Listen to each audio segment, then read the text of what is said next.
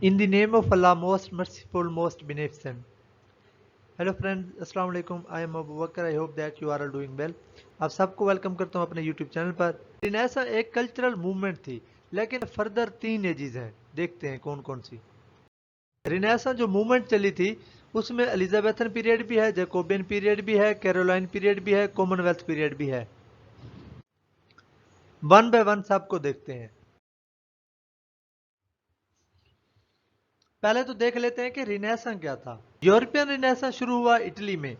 अगर हम रिनेसा का लफ्जी मतलब देखें तो इसका मतलब है revival, regeneration, rebirth, reawakening of classical ancient Greek learning, culture and free thinking.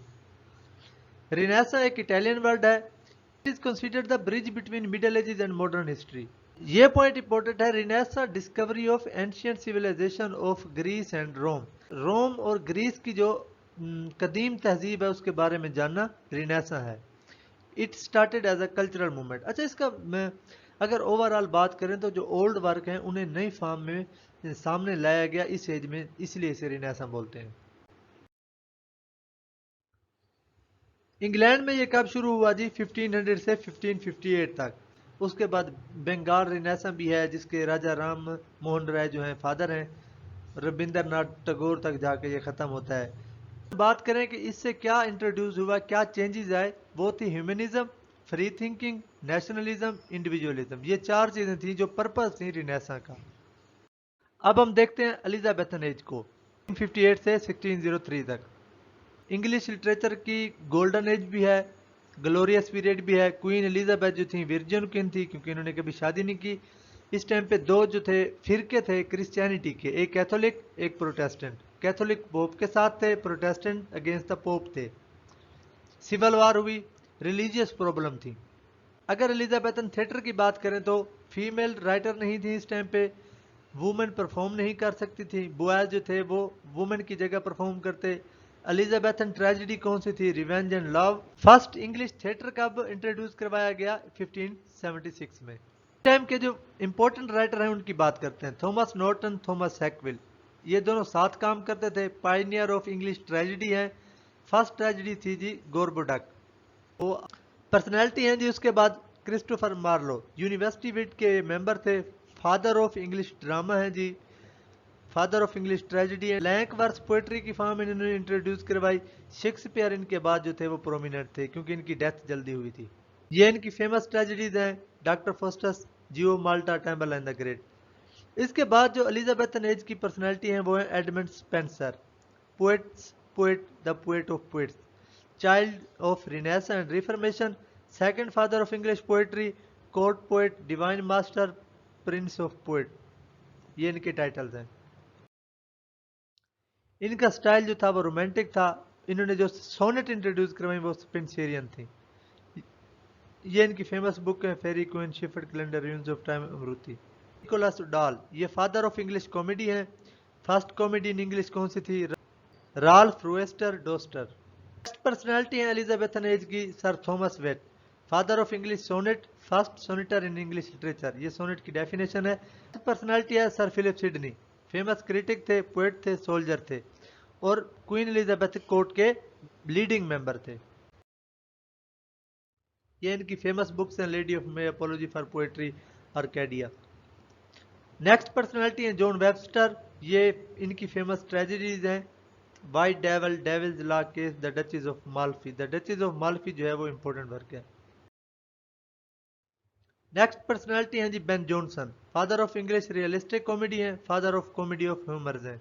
ये इनके फेमस प्लेज हैं: every man in his humour, every man out of his humour, the silent woman, Volpone और द फॉक्सेस. नेक्स्ट हैं जी हमारे पास Thomas Kyd, famous university wit के member थे. आगे चलकर देखते हैं यूनिवर्सिटी विट क्या थी. Father of English revenge tragedy थे. नेक्स्ट हैं ji Niccolo Machiavelli, father of modern political science हैं जी. उसके बाद फ्रांसिस बैकन थे, father of English essay, father of modern prose, father of empiricism.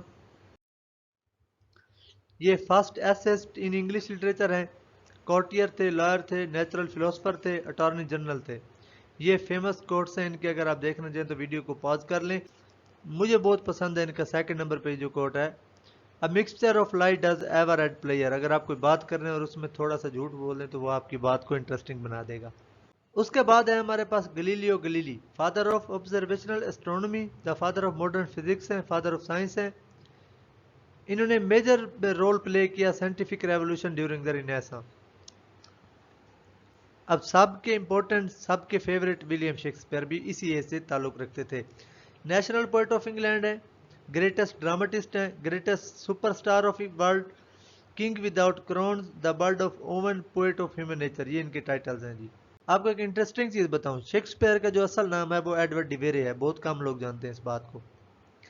इन्होंने 37 प्ले लिखे, 154 सोनेट लिखी, 2 लॉन्ग नैरेटिव पोएम थी।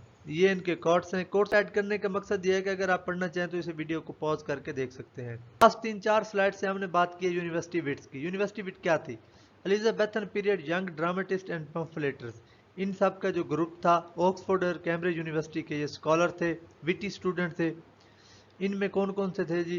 Christopher Marlowe, Thomas Kyd, Robert Greene, Roger Peele, Thomas Nashe, John Lyly, Thomas Lodge, ये जी इस time के university wits के member थे, साथ मिलकर ये काम करते थे। यूनिवर्सिटी विट लर्निंग में उस टाइम पे फेमस थी। नेक्स्ट हमारे पास रिनेसां में जो एज आती है वो है जैकोबियन पीरियड। ड्यूरेशन है 1603 1625। अच्छा, इसे जैकोबियन एज क्यों कहते हैं? क्योंकि इस टाइम पे जो किंग थे वो किंग जेम्स थे, और जेम्स का जो फ्रेंच वर्जन है वो जैकोबस है, इसलिए इसे जैकोबियन एज कहते हैं। इस टाइम पे इंपॉर्टेंट चीज क्या थी? Metaphysical poetry. Meta mean beyond, physical mean physical. ऐसी पोएट्री जो फिजिकल ना हो तो फिर वो कौन सी होगी? Spiritual poetry. ओके। इस टाइम के इंपॉर्टेंट राइटर है हमारे पास John Donne, of metaphysical poets, poet of love, famous book है इनकी ji an Anatomy of the World. Famous poems इनकी कौन सी हैं? Good morrow, sunrising, canonization. ये इनका बड़ा मशहूर कोट है, for God sake hold your tongue and let me love.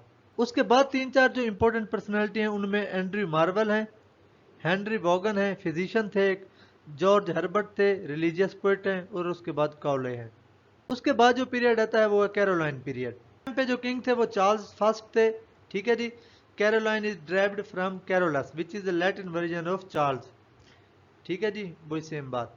इस टाइम पे कुछ पॉलिटिकल ग्रुप्स बने हुए थे। कुछ थे कैविलियर जो सपोर्टर थे किंग के, फिर कुछ थे राउंड हेड्स जो सपोर्टर ऑफ पार्लियामेंट थे। King Charles was caught and publicly beheaded. ये इंग्लैंड के पहले किंग थे जिन्हें पकड़कर उनका सर काट दिया गया। के बाद जो लीडरशिप आई वो थी ओलिवर क्रोमवेल के पास, जो थोड़ी देर तक रही, और इस टाइम पे हार्वर्ड यूनिवर्सिटी बनाई गई।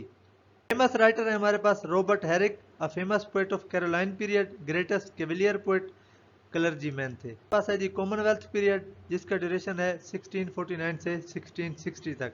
सॉरी, यहाँ होता है रिनेसांस। इस टाइम पे कोई मोनार्क नहीं था इंग्लैंड पे। लोगों को एहसास हुआ कि मोनार्की जो है वो ज़रूरी है। फेमस राइटर हैं थॉमस होब्स, पॉलिटिकल फिलोसफर थे। जेरमी टेलर थे, फेमस प्रोज है इनका होली लिविंग होली डाइंग।